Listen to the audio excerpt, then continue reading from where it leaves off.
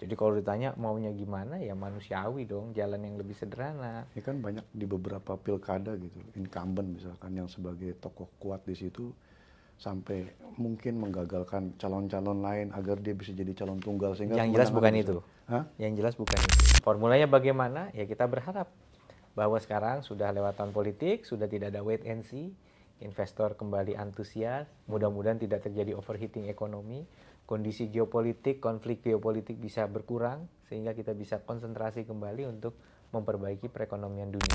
Mengeksekusi dari program makan bergizi gratis ini kan juga akan berpengaruh juga kepada peningkatan angka stunting mungkin yang selama ini juga masih berpengaruh di Jawa Timur ini kalau tidak salah walaupun sudah ada ini tapi masih di atas target nasional apa kalau tidak salah.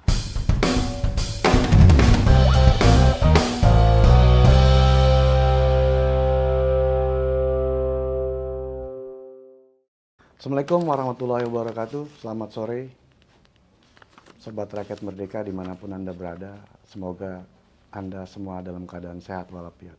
Jumpa lagi dengan kami di Ngegas Rakyat Merdeka dengan saya Sis. Hari ini saya kedatangan bintang tamu yang sangat spesial. Seorang politisi muda, eksekutif muda dengan banyak penghargaan. Punya riwayat pekerjaan yang beragam di politisi, di birokrasi dia pernah menjadi bupati, terakhir menjadi wakil gubernur, dan sekarang akan maju kembali sebagai calon wakil gubernur di Jawa Timur. Beliau adalah Emil Elistianto Dardak, atau yang biasa akrab kita panggil Mas Emil Dardak. Mas Emil, sebelumnya. Siap Bang Sis, aduh senang sekali. Makasih banyak Mas Emil Ya. sudah menyempatkan diri datang ke Rakyat Merdeka. Saya yang juga senang akhirnya bisa ke sini, ke kantor Rakyat Merdeka. Ya. Dan kami bangga karena paslon di Jawa Timur dua-duanya sudah kesini lengkap. Luar biasa, ini. Bukoviva sudah ya? Bukoviva sudah sekitar bulan Maret waktu itu. Dan waktu itu belum membicarakan masalah pilkada sama sekali. Kan masih sibuk bahas soal pilpres. Pilpres. Tapi disitulah kita dengar bahwa Bukoviva pengen maju kembali di pilgub. Siap. Karena saya tanya, Bukop jadi menteri lagi Bu? Enggak, boten saya di Jawa Timur aja Mas, katanya gitu. Dari situlah akhirnya mulai berkembang terus Bukoviva memang pengen maju sebagai pilgub lagi. Ya, itu jawaban dari permintaan para tokoh dan juga elemen masyarakat. Mereka memang menyampaikan, Ibu tolong pimpin Jawa Timur kembali untuk 5 tahun ke depan, begitu. Jadi ada arus dukungan yang sangat-sangat masif kepada beliau, dan beliau sendiri kan workaholic ya, benar-benar semangat kerjanya luar biasa gitu. Jadi ya bagi beliau ya pekerjaan itu pokoknya nggak ada habisnya gitu, dan ya begitu dapat dukungan seperti itu yang kemarin langsung oke, kita harus begini untuk Jawa Timur ke depan. Yang ini yang kemarin tertunda karena COVID harus kita benahin. Yang kemarin udah bagus harus diperluas. Yang kemarin kurang sempurna nih, ini area ini harus dibenerin. Udah di kepalanya udah lari kemana-mana pasti ibu itu, karena beliau memang sangat workaholic, seneng kerja gitu, dan ya sangat ini ya, kalau udah ketemu orang itu ya nggak tegaan gitu ya kalau begitu diminta, dan istilahnya beliau bisa bedain lah yang cuma lip service atau yang beneran minta gitu. Kalau beneran diminta kan ya beliau ngerasa pengabdian langsung di satu wilayah itu langsung bersentuhan sama Bagi kalau warga. kiai yang minta ya. Apa kiai juga, ibu nyai. Iya, santri nggak bisa nolak Iya, soalnya.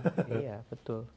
Nah kalau Mas Emil sendiri, kenapa Mas maju lagi sebagai wakilnya Bukoviva? Ya itu tadi, bayangkan Jawa Timur itu penyumbang kedua terbesar perekonomian Indonesia. Jadi 1/6 dari perekonomian Indonesia, ada 38 provinsi, tapi 1/6 itu disumbang dari Jawa Timur. Dan kalau kita kerucutkan lagi hanya melihat perdagangan, itu angka itu menjadi 1/5 perdagangan itu di-generate di Jawa Timur. Kita lihat lagi manufacturing itu 1/4, industri itu 1/4, kurang lebih 22-23%, hampir 1/4 ya, itu di Jawa Timur. Jadi tentu kontribusi terhadap bangsa juga cukup signifikan manakala kita bisa mengawal pembangunan di wilayah Jawa Timur. Ya, dan kedua, Saya kan dulu bupati Trenggalek, kemudian lanjut menjadi wakil gubernur. Pasti ada ikatan batin ya dengan daerah dan dengan saudara sedulur Jawa Timur. Rasanya kalau ada ruang untuk mengabdi lagi, tentu rasa keterpanggilan itu ada.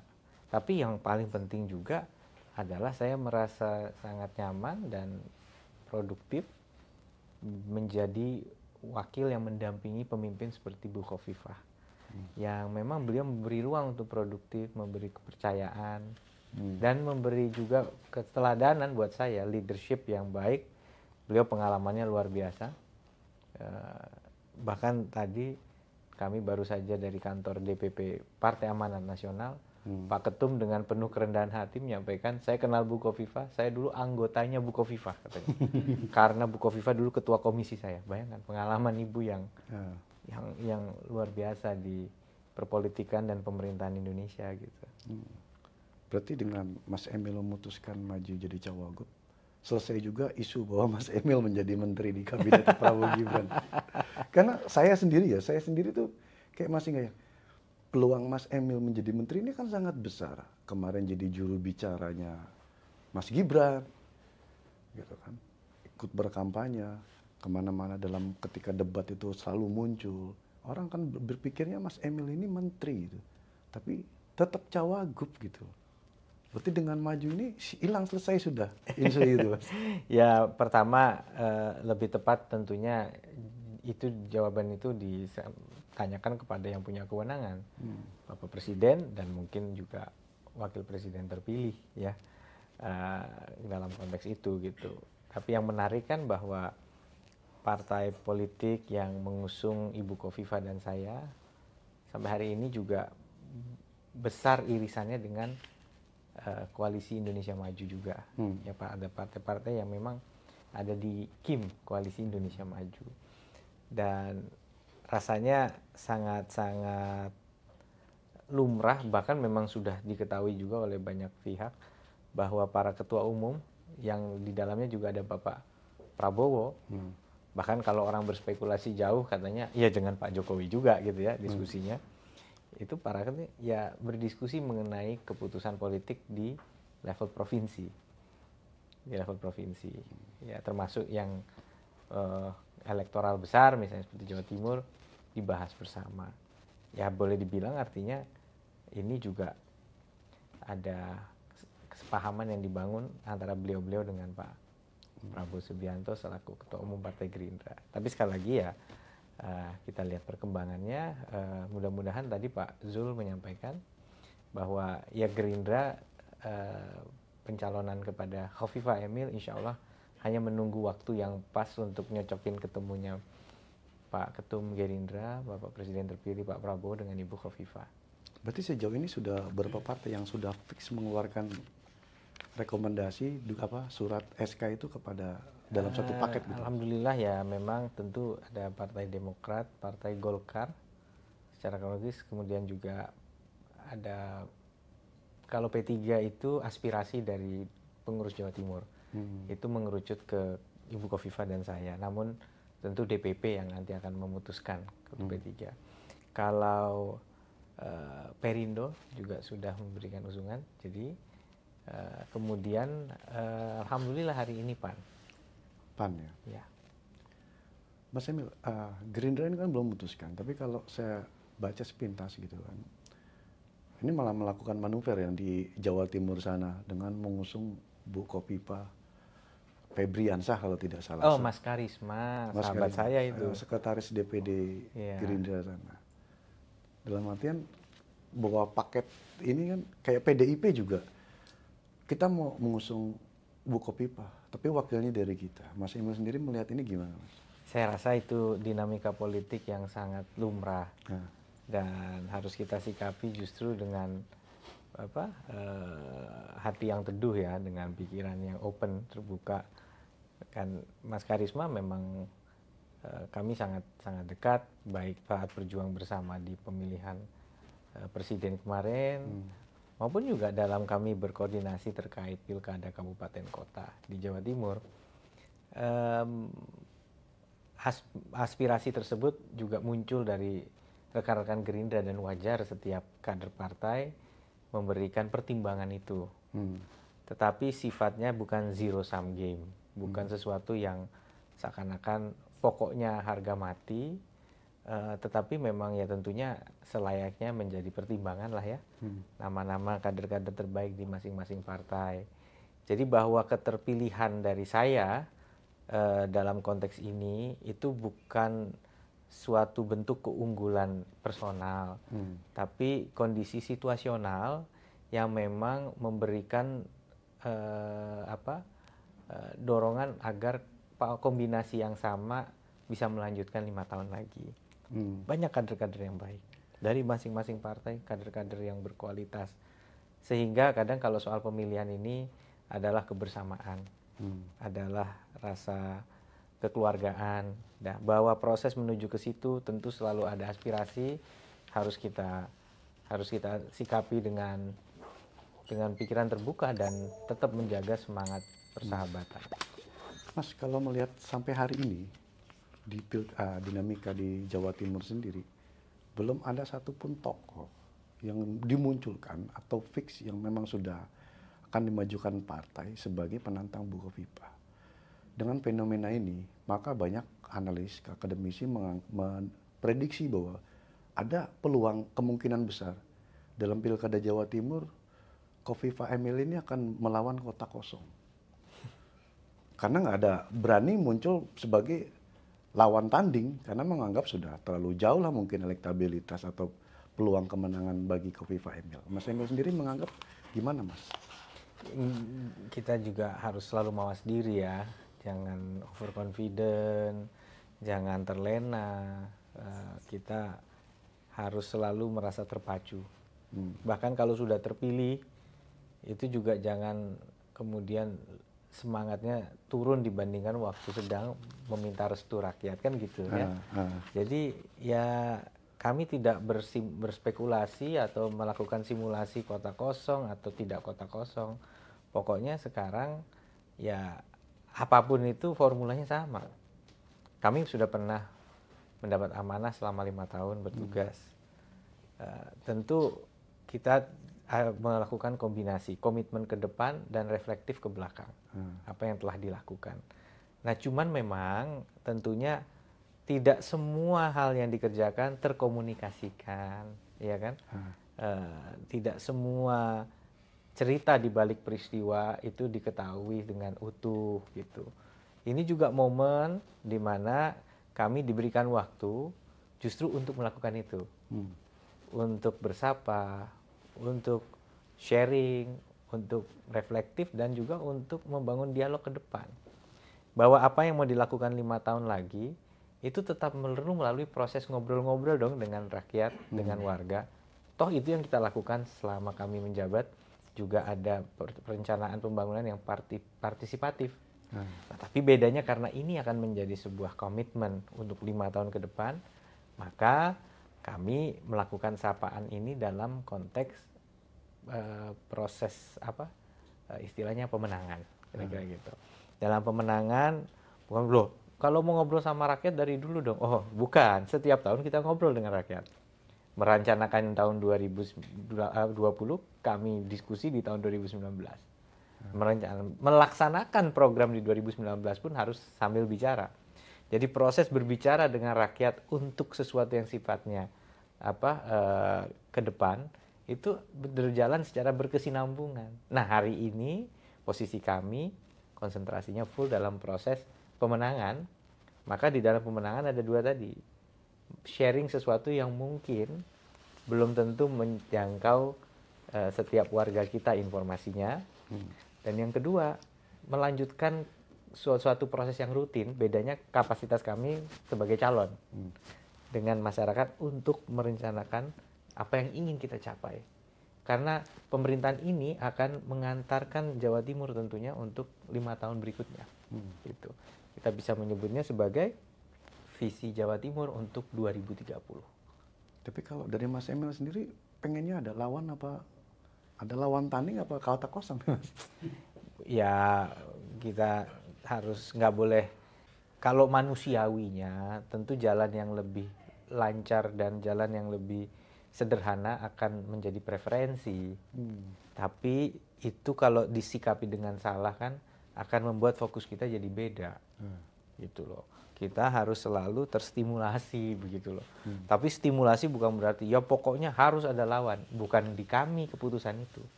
Keputusan itu bukan di kami. Maka kami juga tidak menutup diri untuk berkomunikasi dengan semua elemen gitu. Bukan tujuannya untuk mengeliminasi proses kompetisi gitu. Tapi bahwa memang ya ruang kolaborasi harus selalu terbuka. Tapi bukan karena kita ingin mengeliminasi adanya lawan gitu. Jadi kalau ditanya maunya gimana ya manusiawi dong, jalan yang lebih sederhana. Ya kan banyak di beberapa pilkada gitu, incumbent misalkan yang sebagai tokoh kuat di situ sampai mungkin menggagalkan calon-calon lain agar dia bisa jadi calon tunggal sehingga yang jelas bukan itu. Hah? Yang jelas bukan itu. Oh, bukan. Bukan ada proses, ada ikhtiar yang sangat-sangat intensif, yang sangat-sangat agresif untuk bisa menutup ruang bagi adanya mitra tanding dalam pilkada, insya Allah nggak ada. Tapi bahwa kita berkomunikasi tentu itu sesuatu yang bukan saja lumrah tapi baik. Ya. Karena kan membangun Jawa Timur yang sebesar itu memang harus kolaboratif. Mas, PKB sebagai partai terbesar di Jawa Timur kemarin, pemilihan kemarin kan suara terbanyak. Mereka juga masih bingung dengan calon. Pertama munculkan nama Caimin, belakangan redup, sekarang dimunculkan lagi nama Pak Kiai Marzuki Mustamar. Ya, Kiai Marzuki Mustamar. Kalau Mas Emil sendiri melihat Pak Marzuki sendiri gimana? Pak Kiai Marzuki ini? Ya tentu kepada tokoh-tokoh agama di Jawa Timur, termasuk Kiai Marzuki Mustamar, kita menaruh rasa hormat. Bagaimana beliau mendedikasikan keilmuannya di bidang keagamaan itu untuk menjadi guru bagi para santri. Itu tugas yang menurut kami sangat mulia, tugas yang sangat baik. Dan kami berikhtiar selama menjabat adalah membangun sebuah sinergi dengan para kiai, dan salah satu yang juga sering kami sowani adalah Kiai Marzuki Mustamar. Kalau besok jadi lawan gimana? Tidak mengurangi sedikit pun rasa hormat kami kepada beliau. Soalnya kan Bu Khofifah ini kan terkenal dengan dari NU-nya, dari kalangan Nahdien, Pak Kiai juga kan Nahdien juga. Ini tentu akan membuat di internal Nahdien ini sendiri kan akan terbagi dua konsentrasinya ketika memang Pak Kiai ini benar maju. Menjaga agar ini tidak terjadi gejolak itu gimana, Mas? Saya rasa masyarakat kita termasuk warga Nahdien, karena Jawa Timur juga menjadi tanah kelahiran dari Nahdlatul Ulama. Para pendiri Nahdlatul Ulama juga banyak adalah para tokoh-tokoh pondok pesantren. Ada juga sebagian besar termasuk Hadratus Syekh Kyai Hasyim Asy'ari ya dari Tebu Ireng, Jombang. Jadi dan ada banyak tokoh lain ya yang juga berperan dalam kelahiran Nahdlatul Ulama. Di luar Jawa Timur juga ada, tapi di Jawa Timur banyak. Sehingga kami insya Allah meyakini bahwa ada suatu kematangan dalam berpolitik, bahkan di warga Nahdien untuk menyikapi opsi-opsi yang ada dalam sebuah pemilihan. Mas, kalau bicara masalah Jawa Timur, ketika nanti dikepercaya kembali bersama Amin. Ibu Khofifah untuk memimpin Jawa Timur, prioritas apa Mas yang paling akan dijalankan dalam 5 tahun ke depan? Yang mungkin kemarin belum terlalu sempurna lah. Ini akan menjadi prioritas disempurnakan di 5 tahun yang berikutnya. Tentu yang paling berkompeten menyampaikan itu adalah Bu Khofifah. Kita masih work in progress untuk menentukan apa next plan-nya. Jadi tolong apa yang saya sampaikan ini jangan diasumsikan sesuatu yang sudah menjadi final message gitu ya. Sebuah rencana yang final gitu. Karena tadi kita melakukan sebuah proses brainstorming yang sangat-sangat serius untuk merumuskan rencana ke depan. Tapi kalau dibilang beberapa hal yang pasti terdampak karena COVID, selain belanja pemerintah yang harus direfocusing, yang kedua juga kita harus berhadapan dengan dunia ekonomi dan realisasi investasi yang terkendala.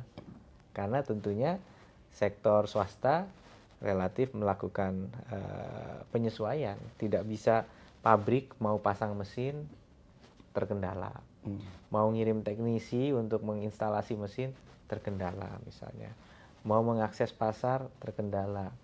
Belum lagi ada realita-realita baru pada saat COVID mulai mereda yang juga sangat berdampak.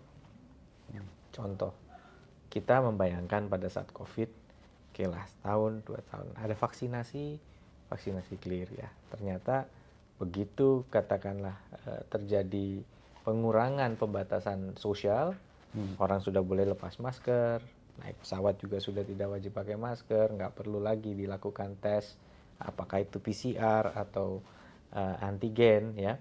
Tapi ternyata dunia itu ibaratnya harus mengejar ketertinggalan selama tahun 2020 dan 2021. Karena 2021 di kuartal ketiga kan ada Delta.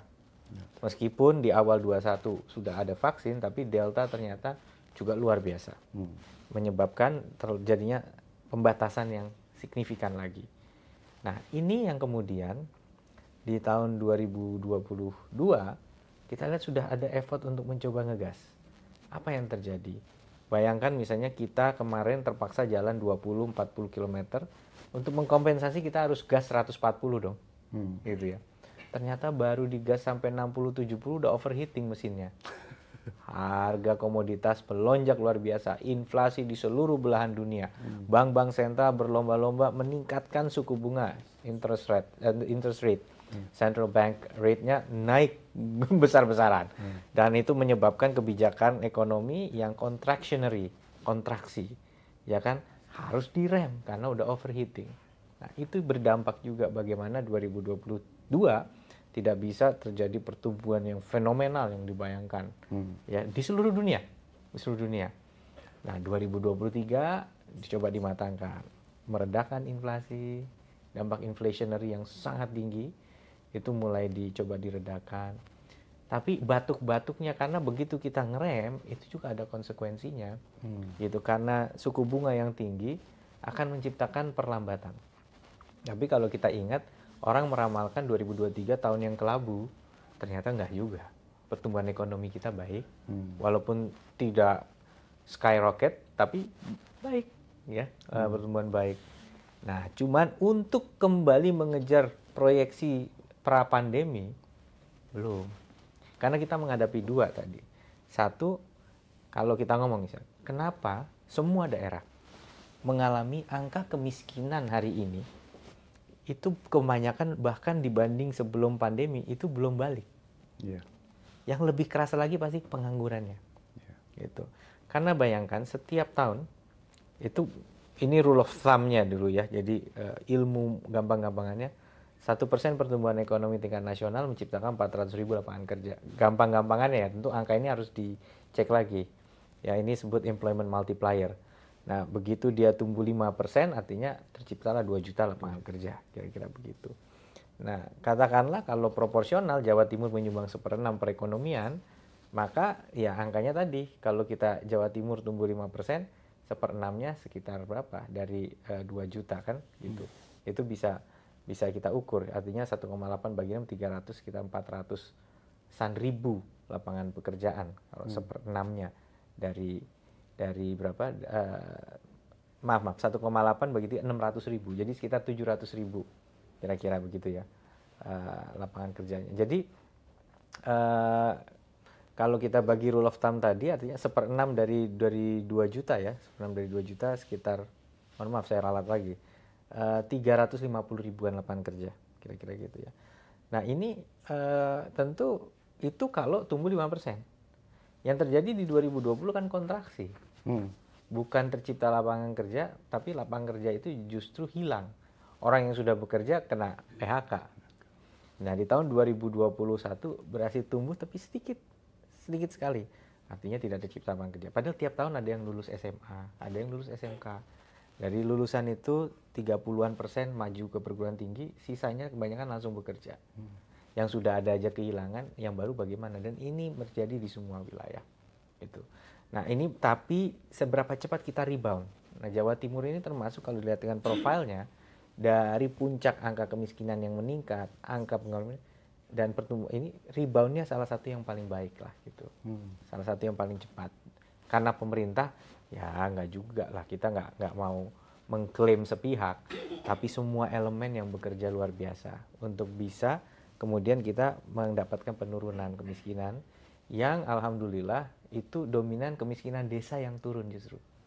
Kalau dulu kemiskinan desa itu sangat jomplang dengan kemiskinan kota, jadi miskin desa tuh bisa 2 kali lipat, kalau di kota 7%, 6,sekian%, di desa bisa di atas 14. Sekarang ini gapnya semakin mengecil. Memang kemiskinan kota agak naik juga, tapi kemiskinan desa turunnya banyak. Di satu periode waktu itu kita menilai di awal 2023 terhadap setahun ini penurunan kemiskinan itu sekitar 300 sekian ribu, itu hampir dominan 300 ribu itu dari penurunan kemiskinan desa. Gitu. Jadi itu yang membahagiakan dalam konteks capaian tadi. Jadi kalau ditanya lagi apa yang perlu menjadi PR, ya tentu semua ujung-ujungnya adalah menurunkan kemiskinan melalui penciptaan lapangan kerja. Pengangguran harus ditekan ke level yang sehat. Ada namanya cyclical unemployment, wajar terjadi.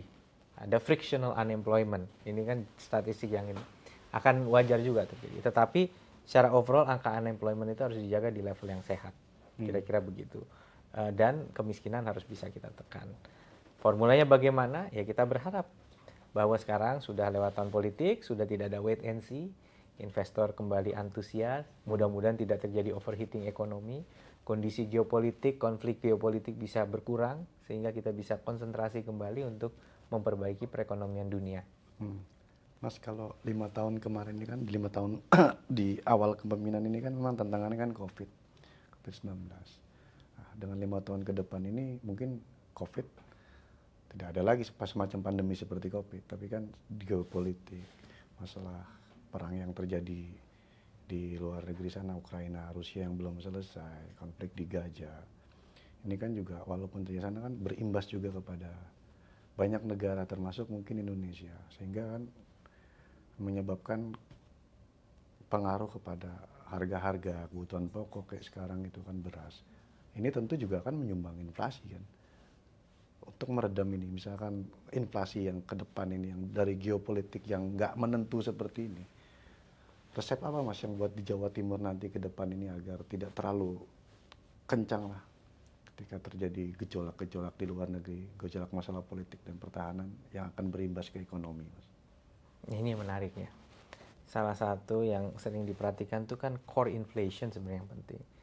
Nah, core inflation ini berkaitan dengan apa? Ya berkaitan dengan pangan. Ada volatile commodities ya. Harga pangan itu fluktuatif. Cabai kadang kalau lagi musim hujan, panen agak susah, harganya naik. Pas lagi melimpah turun. Bawang juga mengalami hal yang sama. Pemerintah tentu perlu hadir ya. Kalau lagi musim berlebih cabai, kita ingin perhatikan para petani ya. Kita lakukan pertemuan dengan pabrik-pabrik yang menyerap cabai itu. Kan industri makanan minuman kan perlu cabai. Kita coba serap cabainya, kita bridging lah supaya ada transaksi yang direct misalnya.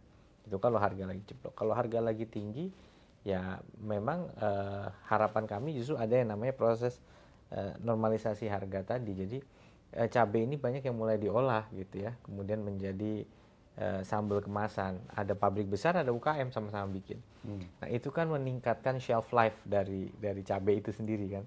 Meskipun banyak ibu-ibu yang bilang beda Pak kalau nggak diulek langsung gitu.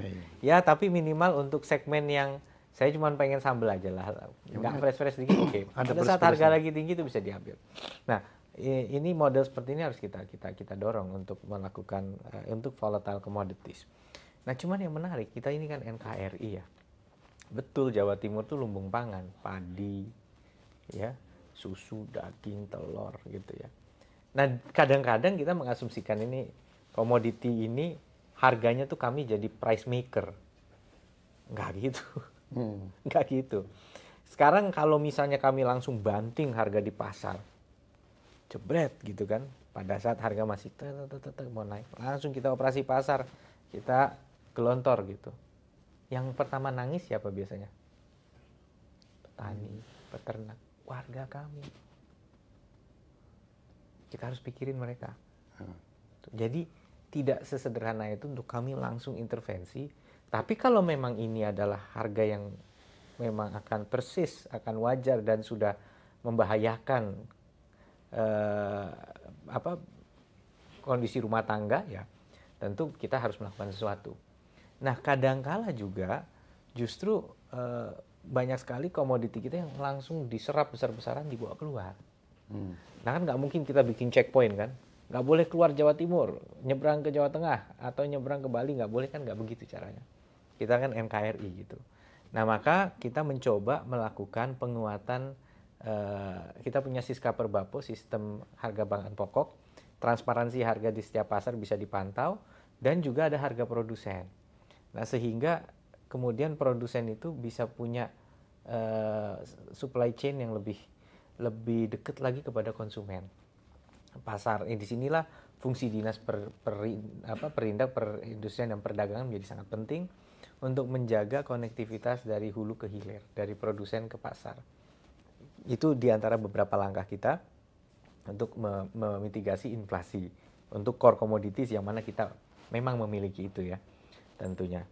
Nah, jadi inflasi harus juga dikelola dengan hati-hati, mempertimbangkan kondisi ekonomi para petani. Dan kadang-kadang ada inflasi yang juga driven karena kenaikan harga pokok produksi. Misalnya pakan yang memang komponen impornya tinggi. Maka kita mendorong pergerakan pakan mandiri untuk mengurangi komposisi pakan impor tadi gitu kan. Sehingga cost push inflation tidak terjadi gitu. Tapi ini bukan langkah yang membalikkan telapak tangan begitu saja, itu proses secara berkesinambungan, berkelanjutan sampai akhirnya kita bisa memitigasi potensi baik itu demand pull atau cost push inflation. Nah, cuman di luar core ini kadang-kadang core-nya oke, tapi yang justru menjadi dominan itu malah hal yang lain-lain. Biaya kos-kosan, biaya jadi biaya-biaya lain, listrik, solar. Listrik solar kan regulated utility, ya kan? Tapi justru dia menjadi kontributor gitu loh. Itu kan bukan sesuatu yang harganya dikendalikan oleh pemerintah daerah. Tentu kita tidak bisa masuk area situ. Kecuali yang terjadi kenaikannya karena ketidaklancaran distribusi. Wah, kita harus segera koordinasi. Tapi kalau memang karena ada global price increase, ya tentu bukan berarti kita pasrah begitu saja, tapi komponen dari BPS itu sudah fix gitu.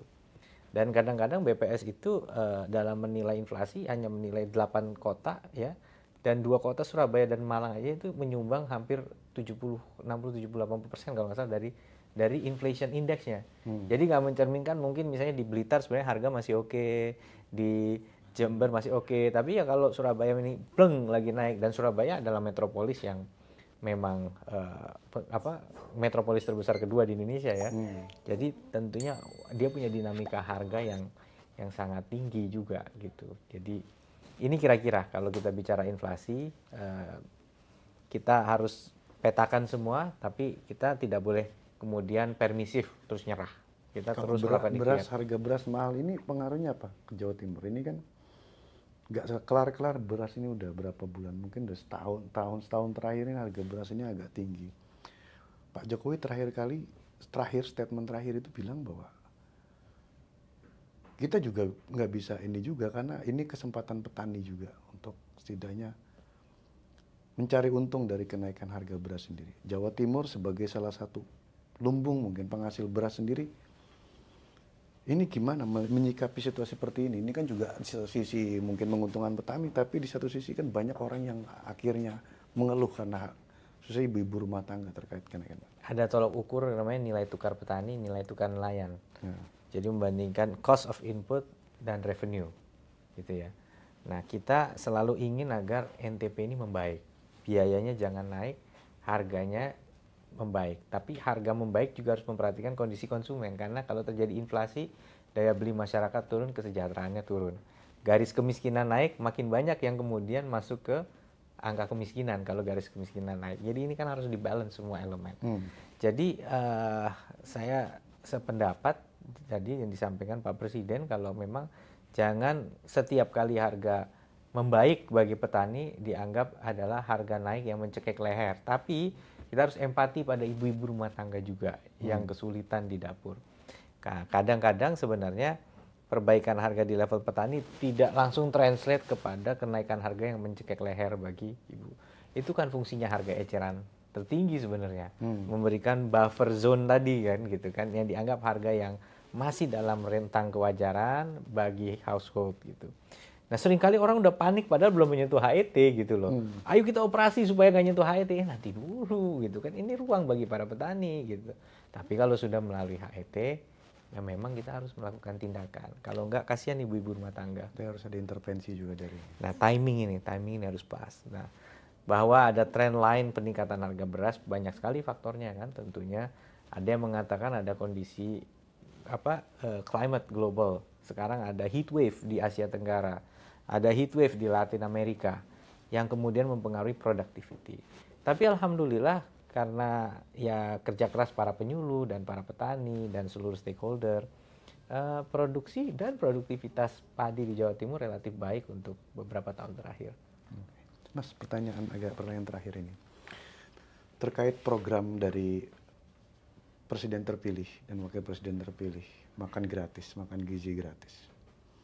Ini kan nanti akan diterapkan. Makan bergizi gratis. Okay. Sebelumnya kan makan siang gratis, berubah nih makan bergizi gratis kan. Yeah. Ini kan akan diterapkan seluruh Indonesia. Mas Emil mungkin tahu karena kan bagian kemarin dari TKM kan. Siap. Misal pertanyaannya ini gimana nanti ketika di daerah, misalkan Mas Emil sebagai nanti pimpinan daerah mengeksekusi dari program makan bergizi gratis ini kan juga akan berpengaruh juga kepada peningkatan angka stunting mungkin yang selama ini juga masih berpengaruh di Jawa Timur ini kalau tidak salah walaupun sudah ada ini tapi masih di atas target nasional apa kalau tidak salah. Secara rata-rata mungkin ini tapi secara ini kita harus melihat progres juga. Ada posisi statik, ada progres dynamic. Progresnya menunjukkan penurunan yang sangat signifikan. Kerja keras para ibu-ibu posyandu, para relawan-relawan posyandu yang aktif melakukan bulan timbang. Ya, cuma memang ada survei, ada timbang. Nah, timbang sama survei ini kadang-kadang ada disparitas hasil juga yang kita lagi coba jembatani. Itulah. Tapi kembali lagi terkait makan bergizi gratis, ini program yang sangat mulia kan, karena menjawab bahwa memang kalau kita mau membangun Indonesia ke depan, bangunlah SDM-nya. Anak sekolah dalam keadaan lapar itu sudah kalah setengah peperangan itu. You lose half the battle, if not all the battle, ya kan? Nggak bisa mikir. Nah, bahwa itu akan berkorelasi dengan stunting. Stunting itu kan juga intervensinya kan dini, dari mulai hamil, bahkan dari prakehamilan gitu ya. Gizi ibu hamilnya, kemudian juga pada saat menyusui, itu kan juga harus menjadi momen yang terpenting. Nah setelah itu mungkin konsep stunting agak beda, tapi pertumbuhan yang optimal. Karena otak kan terus berkembang, kan gitu kan. Nah even melalui masa golden period tadi juga itu.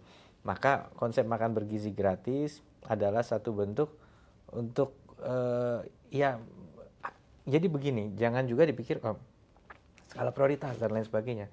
Begitu orang dimakan bergizi kan artinya disposable income masyarakat meningkat. Terutama yang marginal gitulah, yang pendapatannya itu mungkin tidak miskin. Kadang-kadang kita selalu fokus pada yang miskin ya.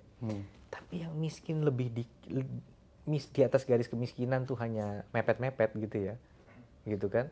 Katakanlah garis kemiskinan terus kan bergeser terus misalnya 300.000 per bulan, nantinya kan satu keluarga 4 orang 1,2 kan misalnya gitu kan. Ya, orang yang dapat 500.000 sebulan artinya kepala keluarganya kalau satu doang yang bekerja earningnya 2 juta sebulan. Mungkin beberapa tahun yang lalu orang dapat 2 juta sebulan kita nggak bilang dia kismin kan gitu kan. Iya rasanya nggak kan, nggak miskin. Tapi 500.000, 2 juta tapi suruh ngidupin 4 orang itu juga mepet-mepet itu. Meskipun statusnya tidak miskin. Buat mereka makan bergizi gratis kerasa itu. Kerasa banget. Dan insya Allah ya mudah-mudahan penghematannya tuh dipakai untuk hal yang bermanfaat kan gitu. Sehingga ekonomi kita berputar ya. Gitu. Jadi dan nanti harus dibarengi tuh dengan fenomena food waste atau food loss. Karena food loss itu juga sebuah kerugian yang besar gitu bagi bangsa dan dunia, karena dalam chain dari mulai produksi sampai ke konsumsi ada inefisiensi karena makanan yang terbuang dalam proses pengangkutan, pemanenan, pengangkutan, pemrosesan sampai pemasakan dan konsumsi. Nah itu kalau dibarengin juga makin bagus lagi, kita bisa meningkatkan efisiensi dari makanan yang ada itu, dari food chain tadi. Jadi food supply chain maksudnya, kalau food chain rantai makanan beda lagi gitu ya. Food supply chain gitu. Jadi kembali lagi makan bergizi gratis ya, sasarannya itu luas, stunting adalah subset dari sasaran besar itu, dan ini bentuk empati kita bahwa ada yang di garis kemiskinan, mereka dapat support dalam bentuk bantuan pangan non tunai dan lain sebagainya, tapi yang di atas itu juga itu. Nah makanya sebenarnya tidak menutup ruang bagi mereka yang the have ya, how to give back to the system, ya kan? Karena mereka sebenarnya kan yaitu mereka punya kemampuan sebenarnya gitu kan, tapi kan ini koalisi yang across the board. Nah implementasi ini termasuk ruang untuk bisa menggalang semangat gotong royong, itulah yang perlu kita buka ruangnya gitu. Karena kalau misalnya itu bisa dibuka, maka kita bisa menambah sumber-sumber daya untuk membiayai program yang sangat baik ini. Ini daerah akan menjadi ujung tombak dalam program makan bergizi gratis ini? Ya memang dalam pelaksanaannya tentu sulit tidak melibatkan pemerintah setempat. Apakah itu Pemda, tapi juga mungkin pemerintah desa gitu. Nah ini tentu perlu terintegrasi, karena kita juga ingin supply chain-nya tuh efisien, memanfaatkan yang ada di wilayah setempat. Kalau dari Mas Emil sendiri sudah ada kepikiran ke sana, misalkan untuk di Jawa Timur seperti nanti eksekusi, karena ini kan juga agak rentan juga dalam proses pengawasannya itu, dalam penentuan siapa yang berhak, siapa yang tidak gitu. Tunggu dulu, tapi kita nggak ngomong siapa yang berhak, siapa yang tidak, karena ini kan mau diterapkan berdasarkan satuan ya. Ya, maksud di sekolah kemudian ada anak yang dikasih, ada yang enggak, kan ruwet juga jadinya kan gitu kan. Pasti nanti makanya ada sistem back end-nya lah gitu misalnya. Jadi sekali lagi saya yakin ini akan dirancang dengan sistem governance yang baik. Jangan kita pesimis bahwa ini bisa dilaksanakan. Kita optimis karena negara-negara di World Food Program kan mengatakan ini sudah diimplementasikan di puluhan negara di dunia gitu ya. Jadi harusnya sudah ada best practice yang bisa kita jadikan rujukan juga untuk pelaksanaan ini. Menurut Mas Emil, program ini selayaknya dikelola oleh satu kementerian atau cukup lembaga, Mas? Saya rasa sebaiknya biar itu dijawab oleh tim pakar yang kompeten. Karena kan kayak penjelasan dari Mas Emil ini kan luar biasa, jamblang banget kan. Saya kan sebagai stakeholder saja bicaranya. Artinya, tapi tentunya harus sebuah institusi yang punya apa istilahnya standing yang mumpuni lah gitu ya. Standingnya harus mumpuni sehingga kalau mau koordinasi juga nggak susah gitu kan. Kalau standingnya nggak mumpuni susah dong koordinasinya. Gitu. Oke, sebelum ditutup, teman-teman ada yang mau bertanya nggak? Pak, Anan? Boleh. Oke, soalnya dari tadi dialognya terlalu serius ini. Terlalu serius ya? Saat kesini kan Bu Hovifah pernah bilang kalau saya nyaman banget sama Mas Emil sebagai wakilnya. Terus juga kita juga menilai pasangan ini ideal, perpaduan antara politisi senior dan politisi muda. Nah pertanyaan saya ini, contoh kayak kekompakan saat memimpin Jatim itu seperti apa? Ataupun ada hal yang berkesan mungkin sampai saat ini? Kadang-kadang ibu tuh ya, bahkan di acara tertentu gitu, misalnya kalau upacara itu kan ada beberapa seri acara, itu di sesi ini minta yang sambutan biar wagub aja gitu. Nah, kadang saya nggak sambutan tapi saya dapat tugas yang menurut ibu penting, suruh nyanyi.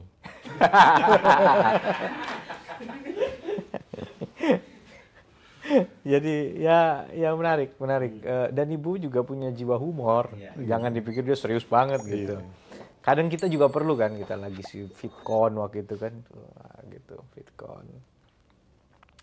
Saya harus nyatet. Ibu juga merhatiin, tapi sambil nyatet yang serius-serius kan. Perempuan katanya lebih jago multitasking ya, dibanding laki-laki ya. Itu kenapa ya kok bisa kinclong banget ya mukanya itu dari Pemkot mana gitu kan itu. Mereka kok kinclong banget itu bisa glowing mukanya katanya itu. Wah, bisa merhatiin aja ibu di sini. Iya, cuman itu cara mencairkan suasana beliau. Jadi asik sebenarnya, menarik. Tapi ya memang nggak semua orang bisa dapat kesempatan untuk lihat sisi menariknya dari beliau gitu. Kalau Mas Emil apa yang banyak belajar dari Bu Khofifah? Oh banyak. Pertama, beliau tuh sesuatu jangan dilakukan mepet-mepet. Jadi dari jauh hari. Dan investasi terbesar itu adalah kolaborasi. Beliau sangat menitik beratkan pada kolaboratif work gitu ya. Jadi dengan Forkopimda misalnya, beliau kompaknya luar biasa. Menjaga silaturahmi itu modal terbesar gitu loh gitu. Jadi kalau semua orang tuh ngerasa ya udah saya udah dikasih tugas ini, anda ini udah jalan sendiri. Begitu ada masalah susah gitu. Masalah besar, masalah kecil bisa menjadi besar karena kendala komunikasi. Masalah besar bisa jadi kecil karena komunikasi juga gitu. Jadi saya ngelihat bagaimana beliau dengan tokoh-tokoh pada saat kita butuh tokoh-tokoh untuk bersinergi bersama ya, itu lebih mudah gitu karena memang silaturahminya terjalin secara konsisten dan kontinu. Dan juga bagaimana yang paling penting ya, beliau itu spiritualnya tinggi. Kadang-kadang kan kita berpikir ya yang namanya kerja itu ya kerja, doa ya lakukan aja sendiri gitu. Enggak, ikhtiar doa ini harus bareng-bareng juga gitu. Oh gitu ya? Dan jangan berpikir kerjaan kita selesai gitu. Seorang pemimpin tuh harus bekerja dan berdoa gitu. Dan itu dilakukan sama beliau gitu. Dan terlalu arogan ya kalau kita berpikir ya formulanya kenapa Anda berhasil? Karena kita melakukan ini, lupa gitu. Faktor yang paling bikin berhasil tuh ya tentunya ridho dari Allah, dari Tuhan gitu. Jadi itu makanya di dalam 9 bakti, Nawa Bakti Satya itu ada Jatim Berkah di situ.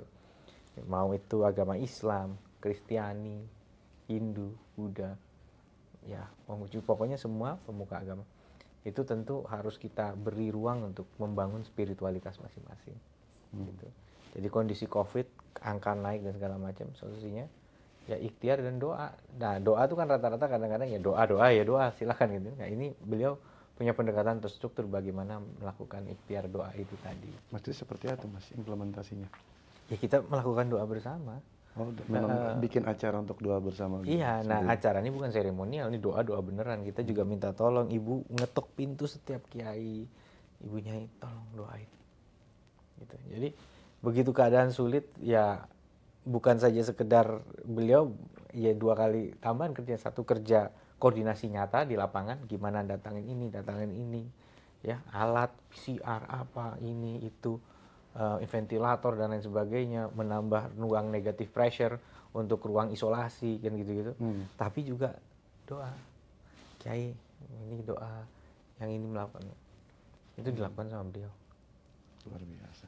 Mas Emil, sebelum nutup podcast kita ini saya ada challenge jawab cepat. Waduh, biasanya pertanyaan susah banget nih. Enggak, ini pertanyaan simple malah saya nggak ada urusannya dengan ini. Simple buat yang nanya, susah buat saya jawab. Enggak, ini pertanyaan benar. Sama seperti kemarin kayak Bu Khop itu.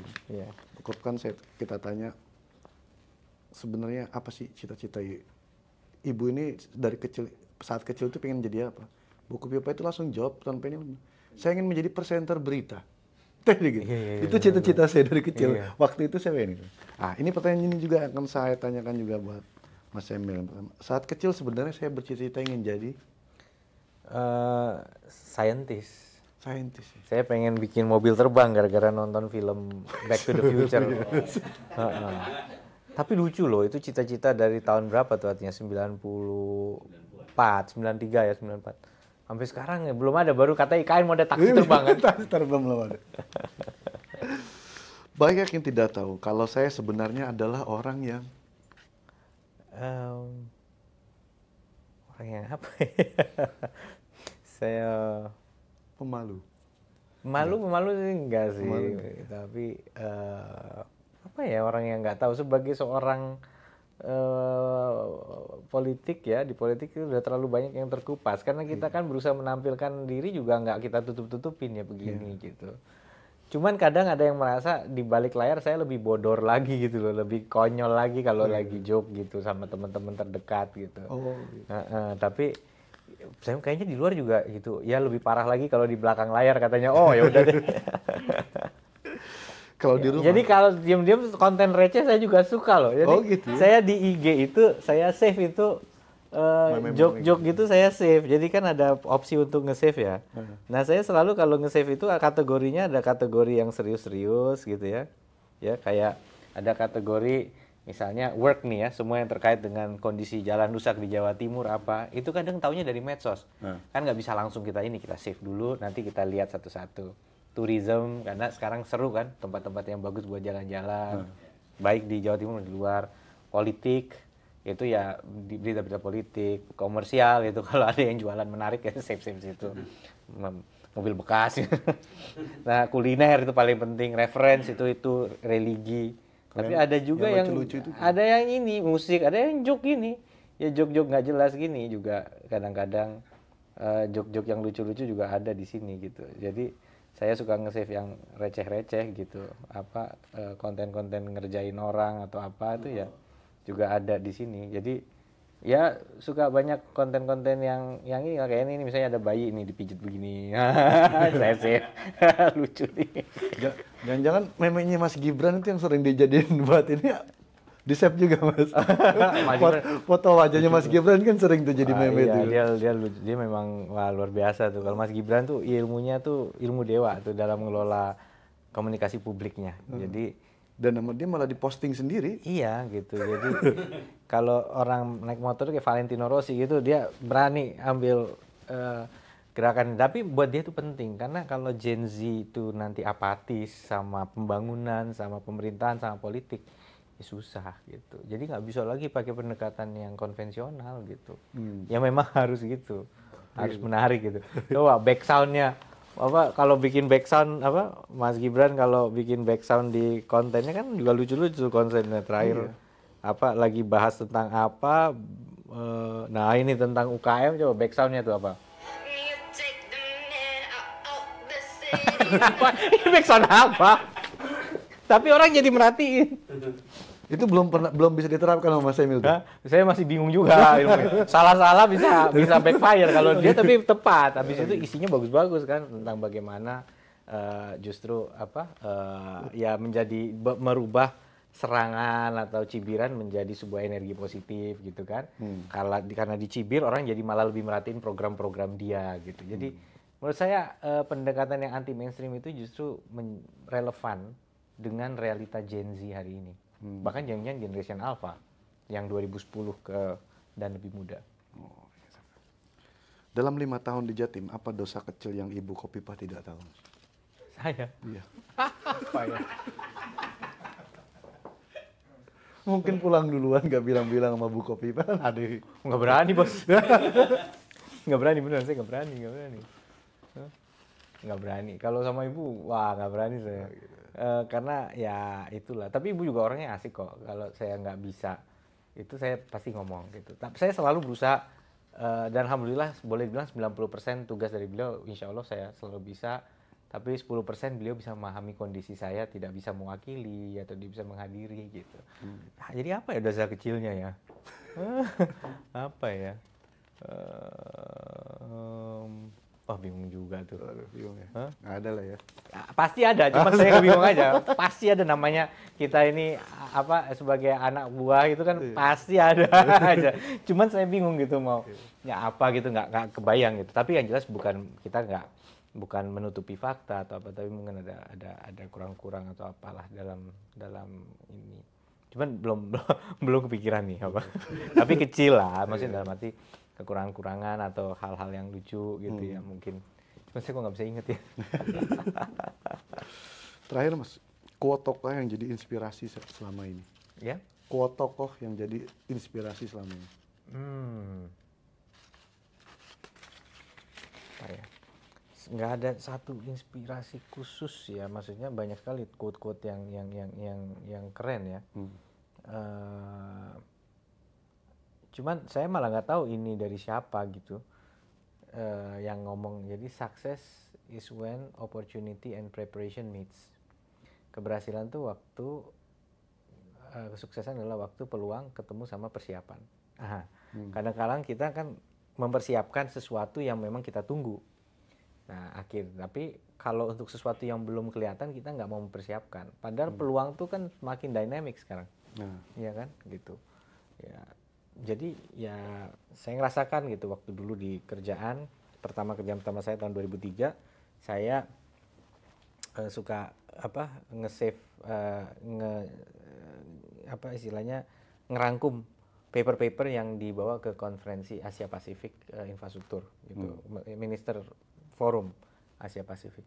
Saya rangkumin semua paper, nggak ada yang nyuruh, nggak perlu juga karena tugas saya cuma merekap aja judul-judulnya, tapi isinya saya baca, saya rangkum, saya bikinin keyword. Suatu waktu tiba-tiba paniklah semua petinggi-petinggi karena mau bikin deklarasi menteri-menteri, bingung mau mulai dari mana, gitu, bingung. Nah akhirnya saya tunjukin apa yang udah saya rangkum karena udah ada keywordnya. Pakar ini di Kongres Tokyo, di Kongres Jepang ini, di Kongres di Chile begini, udah siap semua. Nah, akhirnya saya dipindah dari tim administrasi jadi tim substansi, tim pakar, bareng sama guru besar gitu. Padahal umur masih 19 waktu itu kan, baru pegang S1 lah waktu itu. Ya. Gitu. Tapi itu kan jadi suatu kesempatan karena saya mempersiapkan sesuatu meskipun nggak tahu nanti untuk apa, tapi itu tadi peluang datangnya kan nggak pernah 2 kali gitu. Jadi pas waktu itu pada bingung, saya berani angkat tangan. Saya punya ini gitu. Jadi itu kira-kira mungkin salah satu quote yang selalu teringat. Oke. Ya, sahabat Rakyat Merdeka, begitu demikianlah obrolan kami dengan Mas Emil Dardak. Obrolan yang sangat menarik, penuh gizi, ada juga tanda tawa. Terkait Jawa Timur, silakan itu kembali lagi kepada para pemilih nantinya. Dari saya sekian, jangan lupa subscribe, like, and subscribe YouTube Rakyat Merdeka TV, dan nantikan channel Ngegas Rakyat Merdeka di episode selanjutnya. Mas Emil, terima kasih sebelumnya. Sama-sama. Sudah hadir. Sukses terus untuk Jawa Timur. Bang Sis.